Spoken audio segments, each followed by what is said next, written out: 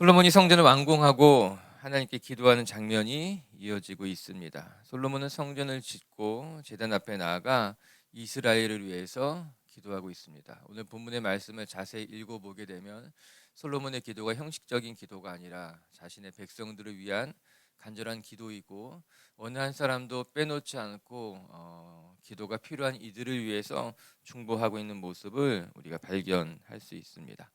솔로몬은 왕궁과 성전을 짓고 나서 교만해지지 않았습니다. 성전을 짓고 왕궁을 짓고 나서 그 모든 영광을 하나님께 돌렸으며 제단 앞으로 나아가 마땅히 기도할 것을 가지고 기도하고 있는 모습을 발견하게 됩니다. 이런 모습이 솔로몬이 보여주는 장점이고 우리가 배워야 할 점입니다. 사람들은 자신의 업적을 보고 자랑하고 싶어지게 됩니다. 겉으로는 하나님께 영광을 돌리는 것 같지만 내심 속으로는 자신을 드러내고 싶고 자신이 한 것을 자랑하고 싶을 때가 많습니다. 그 모든 것들은 다 사실은 올무이고 사단의 시험일 수 있습니다. 솔로몬을 보시길 바랍니다. 왕궁을 지었어요. 훌륭한 왕궁을 지었고 성전도 아름답게 완성했습니다. 그런데 그 모든 것을 마치고 나서 그는 하나님께 영광을 돌렸고 기도하기 시작했다라고 하는 거예요. 특별히 그의 기도의 내용을 들여다보면은 진심으로 하나님을 사랑했고 또한 이스라엘 백성들을 위해서 중보하는 것을 확인할 수 있습니다. 하나님 보시기에 아름다운 사람들이었고 또 이스라엘 백성들이 보기에도 솔로몬은 참 감사한 귀한 왕임에 틀림이 없습니다. 오늘 말씀을 살피기 앞서서 먼저 우리 빛의 식구들도 여러분의 삶을 스스로 자랑하고 사람들 앞에 내보이려는 인생이 아니라 겸손하게 자신의 본분을 잃지 않고 기도의 자리를 지키는 분들 되시기를 주님의 이름으로 축복합니다. 솔로몬이 기도하면서 내가 무엇을 위해 기도해야 될지 누구를 위해 기도해야 될지 정확히 알고 있었던 것 같이 우리 빛의 교회 식구들도 기도의 자리를 지킬 뿐만 아니라 여러분이 누구를 위해 기도하고 무엇을 위해 기도해야 될지 깨닫고 분별할 줄 아는 성도님들 되시기를 주님의 이름으로 축복합니다. 솔로몬의 기도를 들여다보게 되면은 이 성전을 짓고 나서 그 성전이 과연 무엇인지 하나님께서 성전을 허락하신 이유가 무엇이고 그 성전은 어떠한 곳이 되어야 하는지 그의 기도를 들여다보면 잘 이해할 수 있게 됩니다. 그리고 우리는 성전에서 어떻게 기도해야 되는지도 배우게 되는 거예요. 오늘까지가 이제 어제 본문 오늘 본문이 솔로몬의 이제 성전에서 기도하는 모습인데 오늘 후반부를 같이 살펴보면서 솔로몬의 기도를 들여다보고 또 우리의 기도를 점검해보고 솔로몬이 성전에서 기도할 때 그 성전이 어떠한 곳인지를 오늘 말씀을 통해서 다시 한번 확인해보고 깨닫는 시간이 되시기를 주의 이름으로 축복합니다. 첫 번째 말씀을 통해 우리가 먼저 기억해야 될 것은 우리의 기도의 그릇이 넓어지고 우리 기도를 통해서 중보할 줄 아는 사람이 되어야 된다라고 하는 거예요. 41절과 42절부터 같이 묵상하겠습니다. 읽겠습니다. 시작. 또 주의 백성 이스라엘에 속하지 아니한 자 곧 주의 이름을 위하여 먼 지방에서 온 이방인이라도 그들이 주의 크신 이름과 주의 능한 손과 주의 펴신 팔의 소문을 듣고 와서 이 성전을 향하여 기도하거든. 이방인을 위한 기도다 그렇게 말할 수 있습니다. 이 기도는 이방인들 중에서 하나님을 아는 백성들이 하나님 앞에 나와 기도할 때에 하나님 그들의 기도를 들어주십시오. 이 기도의 시작이 의미심장하게 됩니다. 이렇게 41절이 시작이 되죠. 이스라엘에 속하지 아니한 자가 곧 이방인들이죠. 그들을 위한 기도입니다. 솔로몬은 이방인들을 위해서도 하나님 앞에 기도하고 있다는 것을 우리가 놓치면 안 됩니다. 이미 구약 시대에서부터 하나님의 은혜가 이스라엘 백성들에게만 국한된 것이 아니라 이방인들에게도 열려 있음을 보여주는 장면일 거예요. 이스라엘 사람들만 기도할 수 있었던 것이 아니라 이방인들이라도 하나님을 알고 하나님 앞에 나가는 자들에게는 은혜의 문이 열려 있었던 것이 솔로몬의 기도를 통해서 확인할 수 있게 됩니다. 이스라엘 백성들만 이것을 인정하지 않았습니다. 유대인들만 인정하지 않았습니다. 이미 구약 시대에도 하나님의 나라, 하나님의 은혜는 이방인들에게 열려 있었고 이방인들도 성전에 나가 기도할 수 있었다. 성경이 그렇게 가르쳐주고 있는 것 아니겠습니까? 여러분 솔로몬은요 하나님의 마음을 아는 사람이었어요. 하나님의 은혜가 이스라엘 백성들에게만 국한된 것이 아니라 하나님의 이름을 부르짖는 모든 사람들에게 그 은혜의 문이 열렸다는 것을 솔로몬은 알고 있었습니다. 그렇기 때문에 솔로몬의 기도는 이방인들을 향해서도 열려 있었어요. 그들을 위해서 기도하고 있었다라고 오늘 성경이 보여주고 있습니다. 여러분 그 사람의 신앙의 크기가 어디에 달려 있는가? 기도의 크기가 곧 신앙의 크기가 됩니다. 기도의 그릇이 넓어지게 되면요, 신앙의 그릇도 넓어지게 됩니다. 반대로 기도의 그릇이 좁아지면요, 신앙의 그릇과 그 사람의 그릇도 작아질 수밖에 없게 되는 것이에요. 그래서 그 사람의 크기는 전적으로 기도의 크기에서부터 시작된다, 이렇게 말할 수 있을 것입니다. 기도의 크기가 작으면요, 그 사람의 신앙도 작습니다. 자기 자신을 위해서 아무리 열심히 기도해도요, 그의 기도가 자기 자신에게 국한되어 있으면 그 사람의 신앙의 그릇은 그것밖에 되지 않은 거예요. 아무리 열심히 기도해도 자기 가족들만 위해서 기도한다면 그 사람의 신앙의 그릇은 거기밖에 되지 않는다라고 하는 거예요. 그러나 그의 기도의 크기가 넓어지기 시작하게 되면요, 신앙의 크기가 넓어지게 되고 사람의 크기도 넓어지게 됩니다. 여러분, 더 넓은 사람, 더 큰 사람이 되고 싶어요? 그 지름길은요, 여러분의 기도의 크기를 넓히시면 되는 거예요. 여러분들의 자녀의 그릇을 넓게 만들어주고 싶어요? 유학을 보내고 사람을 만나게 하고 거기서 이루어지는 것이 아니에요. 여러분의 자녀의 그릇을 넓게 하고 싶다면요, 기도의 그릇을 넓혀주게 되면요, 자녀의 그릇은 넓어지게 되는 거예요. 자연스럽게 넓어지게 된다라고 하는 거예요. 문제는 우리의 기도의 크기가 작습니다. 우리의 기도의 그릇이 작기 때문에 우리의 삶이 작아지는 거예요. 우리의 신앙이 넓어지지 못하게 된다라고 하는 것입니다. 오늘 여러분 축복하고 싶어요. 여러분의 기도, 이 새벽에 기도하는 여러분의 기도의 크기를 넓히시는 시간 되시길 주님의 이름으로 축복합니다.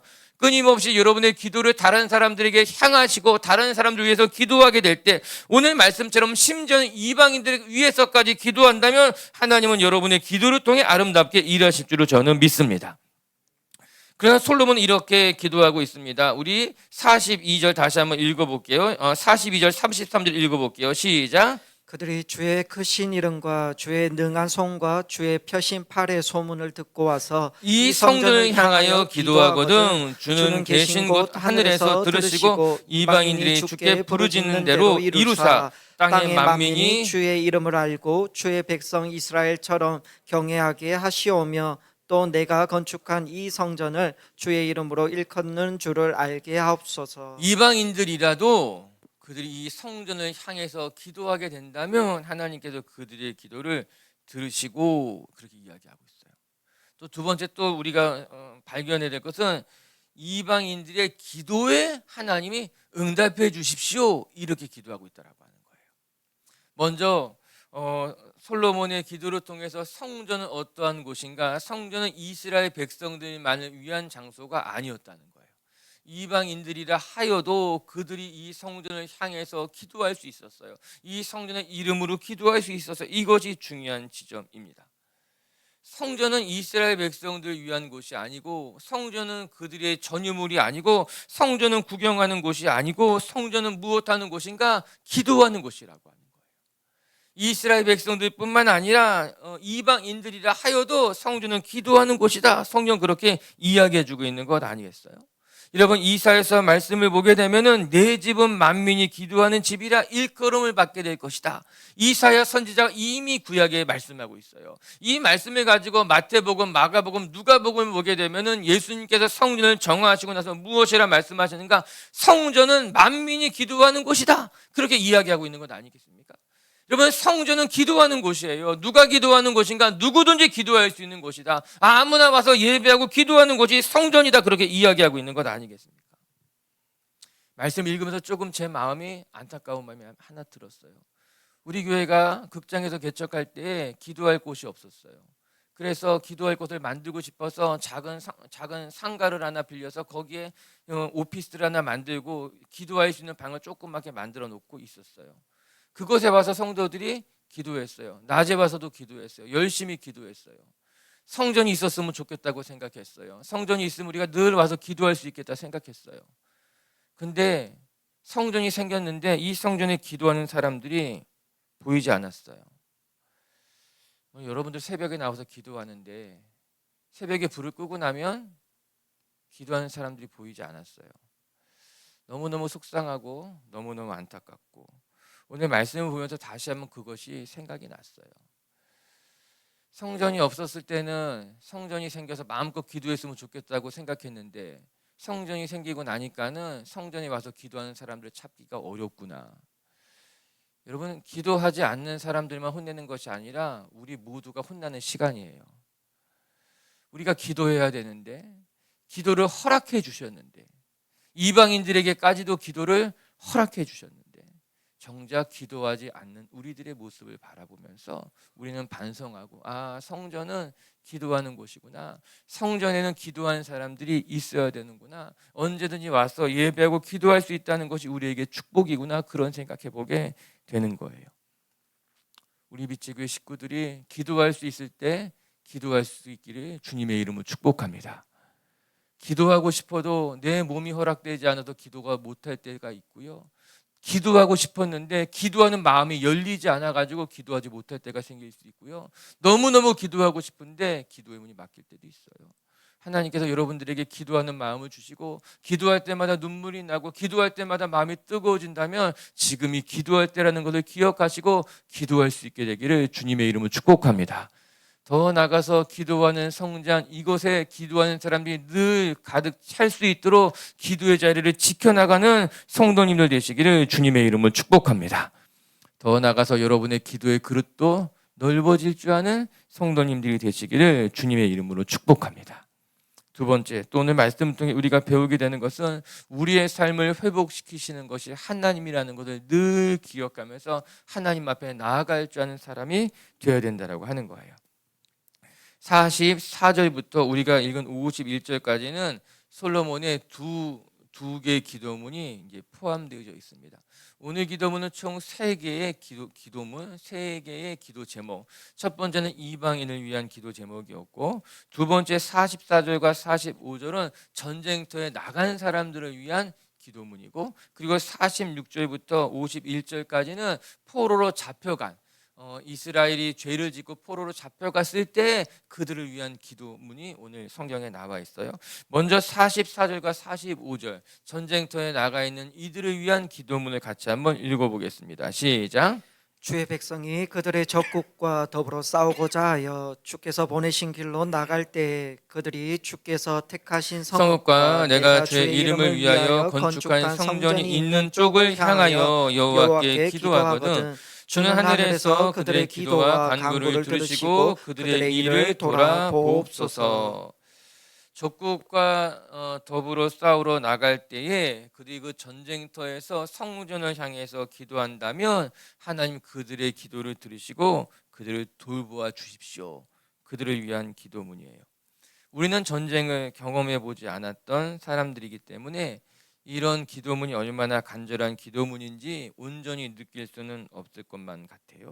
그러나 이 2절의 말씀을 읽어보면서 솔로몬의 기도는 왕으로서, 또 이스라엘 백성들을 돌보는 책임자로서 그가 정말 간절히 기도하고 있었구나, 그런 생각을 하게 됩니다. 전쟁터에 나가는 사람들의 공포와 두려움, 그리고 고향에 대한 그리움은 이루 말할 수 없을 것입니다. 그 전쟁터에서 두렵고 떨리는 마음으로 성전이 있는 곳을 향하여 그들이 기도할 때 그들의 기도는 간절했을 것입니다. 그리고 하나님에 대한 강한 신뢰와 믿음을 붙들고 기도했을 것이 분명합니다. 또한 그들의 기도는 어쩌면 그들이 피신할 수 있는 유일한 피난처일 수 있습니다. 전쟁의 때 생사가 왔다 갔다 하는 그 시간에 하나님 앞에 기도하는 그 시간은 하나님 앞에 피하는 유일한 피난처가 되었을 것입니다. 솔로몬은 그들을 위해서 간절히 하나님 앞에 기도합니다. 전쟁터에 나가서 생사를 알 수 없는 그 현장 속에서 성전을 향해서 기도한다면 하나님께서는 그들의 기도를 들으시고 하나님께서 응답하여 주시옵소서. 이 기도문에서 우리는 매우 중요한 진리를 하나 발견해야만 됩니다. 그것이 무엇인가? 성전은 어떠한 곳인가라고 하는 거예요. 오늘 우리가 이 말씀을 통해 배우는 건 하나님의 백성들이 성전에서 기도할 뿐만 아니라 성전을 떠나서 다른 곳에서 기도할 때에도 하나님은 그 기도를 듣고 응답하시는 분이라는 것을 오늘 성경이 가르쳐주고 있는 거예요.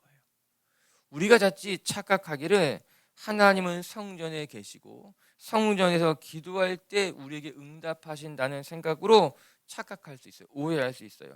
특히 구약의 그 당시의 사람들의 생각은 더 그리했습니다. 하나님은 회막에 임재하셨기 때문에, 하나님은 성전에 계시는 분이시기 때문에 회막으로 나아가야지만, 성전으로 나아가야지만 그곳에서 하나님을 만날 수 있고 그곳에서 기도할 때 하나님이 응답하신다는 생각을 이스라엘 백성들은 여전히 하고 있었습니다. 그래서 그들은 성전이 소중하다고 생각했던 거예요. 그러나 그들의 생각은 반은 맞고 반은 틀립니다. 성전에 하나님이 계시다는 생각은 맞았지만 성전에만 하나님이 계시다는 생각은 그릇된 생각이었어요. 성전을 사모하는 마음으로 나와 기도하는 모습은 아름다운 모습이지만 성전에서만 기도해야 된다는 생각은 그릇된 모습이라고 하는 것입니다. 오늘 이 솔로몬의 기도를 통해서 우리는 하나님이 어떠한 하나님이고 성전은 어떠한 역할을 하는지를 정확히 발견하게 되는 거예요. 알 수 있게 되는 거예요. 여러분, 성전은 기도하는 곳임에 틀림이 없지만 성전에서만 기도하는 것이 아니라는 거예요.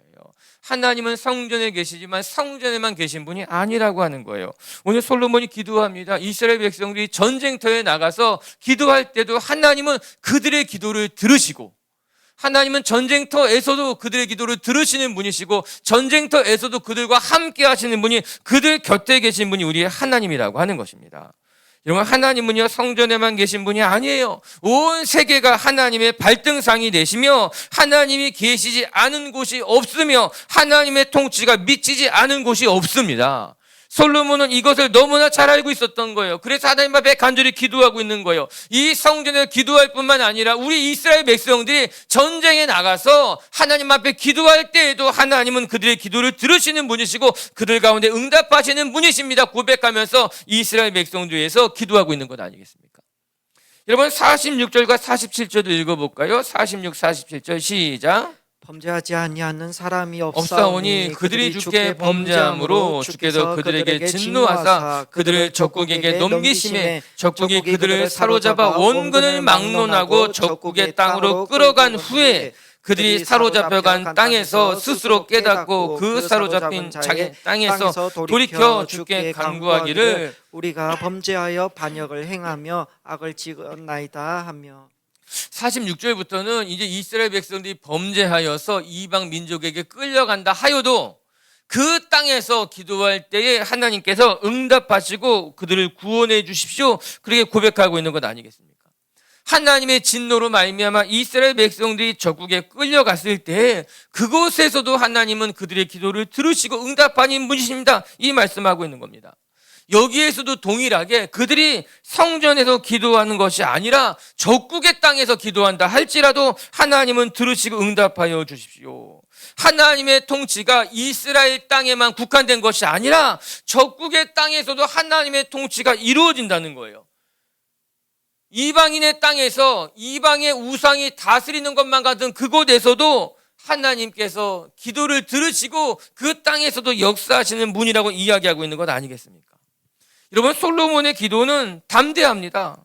적국의 땅이라 할지라도 하나님은 그곳을 통치하는 분이십니다. 그곳에서 기도하여도 하나님은 그들의 기도를 들으시고 응답하실 수 있는 분입니다 고백하고 있는 것 아니겠습니까? 실제로 이스라엘의 역사를 들여다보면은 이스라엘 백성들이 바벨론 땅에 붙잡혀 갔을 때에 이 솔로몬의 기도가 응답되는 것 아니겠어요? 이스라엘 백성들이 범죄하여서 바벨론 땅에 붙잡혀 갔지만 그곳에서 자신의 죄를 깨닫고 하나님 앞에 기도했습니다. 다니엘이 기도했어요. 느헤미야가 기도했어요. 에스겔이 기도했어요. 그때 하나님께서는 느헤미야의 기도를 드시고 돌이킨 것 아니겠어요? 다니엘의 기도를 드시고 응답하신 것 아니겠어요? 오늘 솔로몬이 기도한 대로 하나님은 어김없이 이방인의 땅에서, 바벨론의 땅에서 하나님께서 응답하셨던 건 성경이 보여주고 있는 거예요. 사랑하는 빛의 교회 가족 여러분, 하나님은 성전에만 계신 분이 아니라 우리가 있는 곳에 함께 하시는 분이 우리 하나님이신 줄로 믿습니다. 온 땅에 충만하신 분이 하나님이시고 온 땅에서 우리의 기도를 들으시는 분이 하나님이시고 모든 땅에서 우리 기도에 응답하시는 분이 우리 하나님이라는 것을 기억하고 하나님 앞에 예배하고 기도할 줄 아는 성도님들 되시기를 주의 이름으로 축복합니다. 여러분이 가는 곳은 어디든지 하나님이 그곳에 함께 하십니다. 그곳에서 기도할 때 하나님은 응답하십니다. 오늘 가정에서 예배드리시는 분들도 그곳에 계신 하나님을 기억하셔요. 성전에만 하나님이 계신 것이 아니라 여러분이 계신 그곳에 하나님이 계신다는 것을 기억하시고 누워 계신 분은 일어나시고, 제가 그냥 편하게 말하는 것이 아니라 진심으로 이야기하는 거죠. 자녀들을 먼 이국에 보내신 분들이라면 기억하시기 바랍니다. 하나님은 그곳에서도 우리의 기도를 들으시고 응답하시는 분인 줄로 믿습니다. 그리고 여기서 우리가 한 가지 더 기억해야 될 것이 있어요. 그것은 우리를 회복시키시는 분이 하나님이라는 거예요. 49절과 50절도 읽어보겠습니다. 시작. 주는 계신 곳 하늘에서 그들의 기도와 간구를 들으시고 그들의 일을 돌아보시오며 주께 범죄한 백성들을 용서하시고 주께 범한 그 모든 허물을 사하시고 그들을 사로잡아간 자 앞에서 그들을 불쌍히 여김을 얻게 하사 그 사람들로 그들을 불쌍히 여기게 하옵소서. 쉽게 이야기하면 잡혀간 그들을 하나님께서 도우시고 그들을 건지시고 구원하여 주십시오. 43절과 44절과 45절 읽어보게 되면은 전쟁터에 나가야는 그들의 기도도 들으시고 구원하시고 46절부터 말씀 읽어보게 되면은 포로로 잡혀간 그들의 기도를 들으시고 또 그들 가운데 응답하시고 이 말씀이 무엇이겠습니까? 결국 무너진 우리를 회복시키시는 것은 하나님의 손에 달려있다라고 하는 거예요. 전쟁터에 나가서 두려움과 공포 속에서 기도하던 그들을 고치시는 분, 돌보시는 분도 하나님이시고 바벨론 땅에 끌려가서 이방인 땅에서 끌려간 그들도 회복시키는 것은 하나님이십니다. 고백하고 있는 건 아니겠습니까? 솔로몬은 우리 민족을 고치시고 이스라엘을 회복시키실 분이 하나님이라는 것을 참 잘 알고 있었습니다. 그래서 그는 성전을 다 짓고 나서 정말 중요한 것들을 꼽아서 하나님 앞에 중보하면서 우리를 세우시는 분도 하나님이시고 우리를 돌보시고 회복시키시는 것도 하나님이라고 고백하고 있는 것 아니겠습니까? 여러분, 우리의 삶이 때로는 연약해질 때가 있고 또 때로는 전쟁과도 같은 일을 치를 때도 있고 또 때로는 우리의 허물로 말미암아 우리의 삶이 무너질 때도 있습니다. 우리가 늘 평탄한 길을 또 좋은 일만 만나면 감사하고 좋죠. 그런데 그렇지 않습니다. 삶은 때로는 전쟁 같기도 하고 또 때로는 버려진 것만 같은 그런 어려운 일을 겪기도 하고 또 우리의 잘못으로 말미암아 무너지고 또 회파될 수도 있어요. 근데 중요한 것은 그때 기도하는 거예요. 그때 기도하면 하나님이 그곳에서 우리를 기도를 들으시고 응답하시고 우리를 회복시켜 나가신다. 오늘 솔로몬은 그렇게 우리에게 보여주고 있어요. 여러분들의 삶의 자리에서 기도하시고 또 기도할 때마다 여러분의 삶의 자리에서 여러분을 고치시고 회복시키시는 하나님을 만나는 분들이 되시기를 주님의 이름으로 축복합니다. 말씀을 정리합시다. 솔로몬은 왕궁을 짓고 또 성전을 짓고 나서 제단 앞에 나와 하나님 앞에 기도하는 모습을 보여줍니다. 자신의 업적을 자랑하고 싶고 또 교만해지기 쉬웠는데 오히려 솔로몬은 더 겸손하게 하나님 앞에 기도하는 모습을 보여주고 있습니다. 우리 사랑하는 빛의 교회 식구들도 늘 하나님 앞에 겸손해지시고 하나님께 영광을 돌리고 하나님의 은혜로 여기까지 왔다고 고백할 줄 아는 겸손한 성도, 겸손한 기도자들이 되시기를 주님의 이름으로 축복합니다. 솔로몬의 기도를 통해서 우리가 배우는 첫 번째 교훈, 솔로몬의 기도의 그릇은 넓었고 그는 이방인들을 위해서까지 기도하고 있었다라고 하는 거예요. 우리 빛의 교회 식구들도요, 여러분의 신앙의 크기는 기도의 크기예요. 여러분의 삶의 그릇은 기도의 그릇에 따라 달라졌다라고 하는 거예요. 오늘도 기도의 크기를 넓히시기를 바랍니다. 기도의 그릇이 넓어지게 되면 여러분의 신앙도 여러분의 삶도 넓어진다는 것을 늘 기억하면서 이웃을 위해, 교회를 위해, 나라를 위해 기도하는 성도님들이 되시기를 주의 이름으로 축복합니다. 두 번째 또 말씀을 통해 배우게 되는 것은 하나님은 성전에만 계신 분이 아니라 우리가 머무는 곳 어디든지 함께 하시는 분이 우리 하나님이라고 하는 거예요. 하나님의 통치가 미치지 않는 곳이 없어요. 하나님은 모든 곳에 계시고 모든 곳을 다스리고 통치하신 분이 우리 하나님이다. 늘 기억하시면서 여러분이 있는 곳을 예배의 처소로 만드시고 여러분이 있는 곳에서 두려워하지 마시고 하나님 앞에 나아갈 때 여러분을 고치시고 회복시키시는 하나님을 만나시는 분들 되시기를 주님의 이름으로 축복합니다. 같이 함께 기도합시다.